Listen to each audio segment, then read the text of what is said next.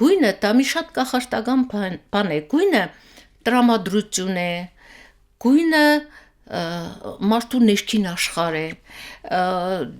եթե այսպես փորձառու աչք ունես, դու մարդու արտաքինից իր հակուկապից անմիջապես զգում ես, թե ներսում ով է,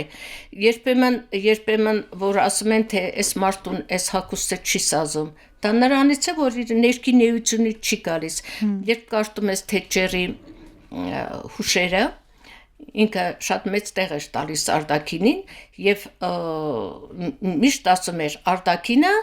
դա մարդու ներքին աշխարհի արտահայտությունն է եւ ես գտնում եմ որ դա ճիշտ է եւ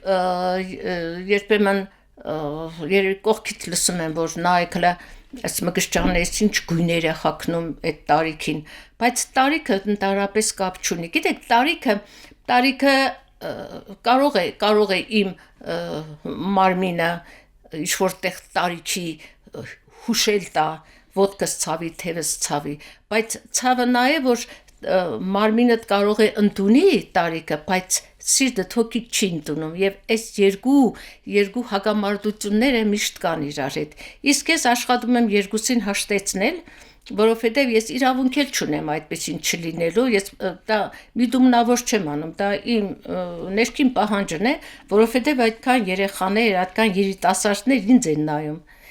նայում եւ ես կարծում եմ շատերի համար օրինակ եմ եւ օրինակ նաեւ իմ հասակագիտների համար, որովհետև տարիք ունենալ չի նշանակում սևերի մեջ մնալ կամ գույները մոռանալ։ Ասում են, չէ, իմ տարիքում էլ ինչ վարգույներ հագնեմ, ինչու այդ ձևը հագնեմ, իմ տարիքում Գիտեք ինչ, ամեն ինչ չափ ունի։ Ես էլ կարող է ձևեր կա, որ չհագնեմ, որովհետև իմ տարիքը ինձ թույլ չի տա եւ նաեւ գիտեք, այստեղ միայն տարիքը չէ, քո սոցիալական դիրքն էլ պիտի հաշվի առնես, ով ես դու այս հասարակության մեջ։ Եթե ես օրինակ եմ իմ աշակերտների, ուսանողների, երիտասարդ աշխատակիցների համար, ես չեմ կարող այնպեսի ճչացող բան անել, որ այսպես իմ կերպարին հարմար չլինի։ Յուրաքանչյուր մարդ իր կերպարով է հանդես գալիս եւ երբ որ կերպարից դուրս են գալիս, երբ որ անում են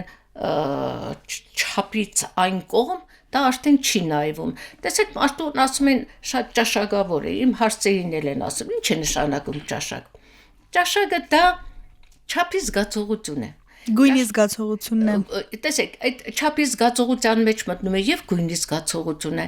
եւ խոսելը եւ արտահայտվելը եւ շարժու ձևը եւ նաեւ սեղանի մոտ իրեն կարողանալ այդ բոլորը մտնում է ճաշակի մեջ եթե մարդ անճաշակ է ինքը եւ իր արտաքինով բոլոր ամեն ինչը անճաշակ կլինի եւ շարժու ձևը եւ մարդկանց հետ հարաբերությունները այնպես որ այդ ճաշակը նաեւ պիտի ասեմ որ ճաշակը դա ներքին զգացողություն է դա չես սովորեցնի Մենք աշխատում ենք երեխաներին ճաշակավոր մարդ դարձնել, որպեսզի ասենք կարողանա երաժշտություն լսել։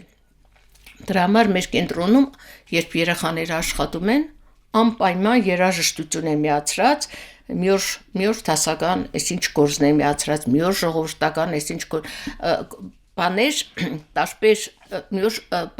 հանգիստ ջազ ենք միացնում, որ երեխան ոչ թե նստում լսում է, ինքը աշխատում է իր ենթագիտակցության մեջ, այդ երաժշտությունը տպվում է եւ ինքը անկախ իր կամքից կարողանում է երաժշտություն լսել։ Օրինակ այն երաժշտությունը, որը լսելի չէ, մենք չենք միացնում, այդպես երաժշտություն չկա մեր մոտ։ Կրթություն, արվեստի, գեղագիտության պիտի լինի սկսած 3 տարեկանից, չնայած մենք բոլորս էլ հիմա արդեն գիտենք, որ երեխայի կրթությունը սկսվում է դեռ չծնված ժամանակվանից։ Ուրեմն մանկապարտեզներ էի շրջում, գնում էի մանկապարտեզներ, հետո նույնիսկ ժողկրթբաժնի մեթոդիստ ինձ ձևակերպեցին կերպարվեստի շրջումը եւ ինձ համար այսպես նպատակ դրեցի, որպեսզի ես ստեղծեմ գեղագիտական այսպես թեկումով մանկապարտեզ, որտեղ ես ուզում եի 3 տարեկան երեխաներից սկսել այդ կրթությունը։ Երևի իմ բախտը բերեց այդ հարցում, որովհետև այդ տարիներին մեր քաղաքոմի քարտուղարներ երջանկահիշատակ Ռոբերտ Արզումանյանը, որը շատ գեղագետ մարդ էր, քաղաքական գործիչ լինելով հանդերձ, եւ ես իմ մտքերով կիսվեցի իրեն հետ ու էլի նաեւ իմ այսպես բախտը բերեց, որ այդ պահին հանդիպեցի էլի երջանկահիշատակ Հենրիկ Գիգիթյանի հետ։ Եվ երբ որ երեքից մտադրությունները կարծես թե համընկավ, Ռոբերտ Արզումանյանը ինձ ասեց՝ դուք քաղաքում հարմար տեղ գտեք, մենք ձեզ տեղ տանք, որովհետև ինձ ասեց դուք մանկապարտեզ չէ, բայց կարող եք այդպիսի մի կենտրոն ունենալ, մանկապարտեզը ասեց թե այնտեղ տնտեսություն է, սնունդ է, դուք երևի չկարողանաք, ու 78 թվականին ես գտա հարմար տեղ եւ մեր Լենինագանի Ժողկրթ-բաժնի մանկական պատկերասրահ կազմակերպվեց հենց այդ շենքում քաղաքի կենտրոնում, որ հիմա Արգելոս թանգարանի տարածքում է գտնվում, հետագայում իհարկե ես այդ շենքը իմ աշխատանքի այդ արդյունքում ընդարձակվեց, փոքրիկ մի տարածքի դարձավ 1200 քառակուսի մետրանոց երկհարկանի գեղեցիկ մի շինություն, որ հիմա մենք աշխատում ենք։ Սանա, երեխաների մեջ մանուկ հասակից ամենափոքրից ձեր ասած 3 տարեկանից գեղագիտական դաստիարակությունը, նկարչությունը ինչ է փոխում հիմա այս սերունդը նկարող, երգող, արվեստին շատ ավելի մոդեռն, քան ձեր նշած 70-ականներին, ինչ է փոխում, ինչպիսին են դառնում երեխաները։ Հիմա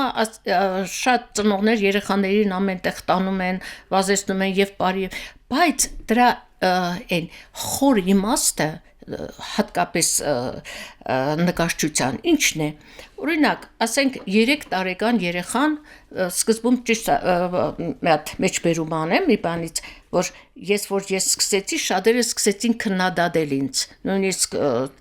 հոդվածներ էին գրում իմ թեմ, թե այդ ինչ բաներ է անում 3 տարեկան երեխան նոր դեռ խոսել էլ չգիտի, ինքը ուզում է նկարչություն սովորեցնել, բայց տեսեք ինչումն է հարցը, երբ երեխային ուզում ես նկարչությունը դա դեռ այդ նկարչությունը չէ, սա առաջին քայլերը որ անում ես, օրինակ, ասենք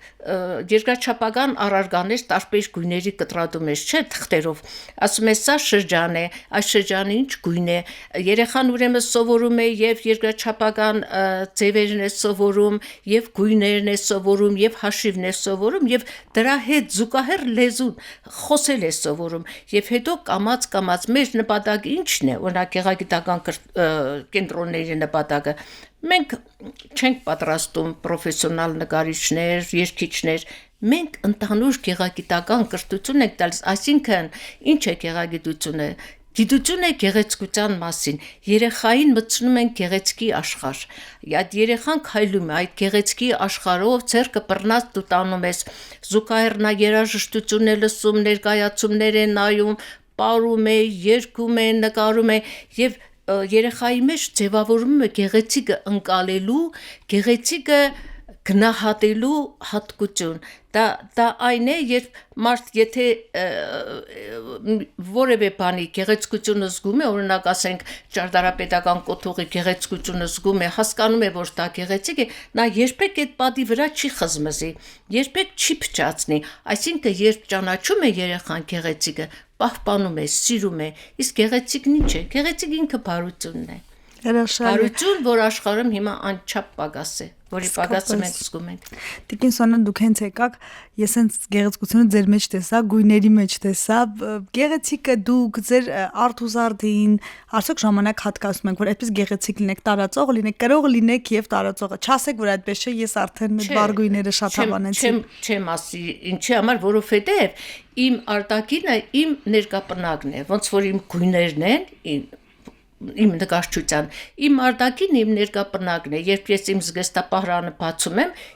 իմ հագուստների մեջ շատ ձևեր չկան, ձևերը նույնն են, միայն գույն են,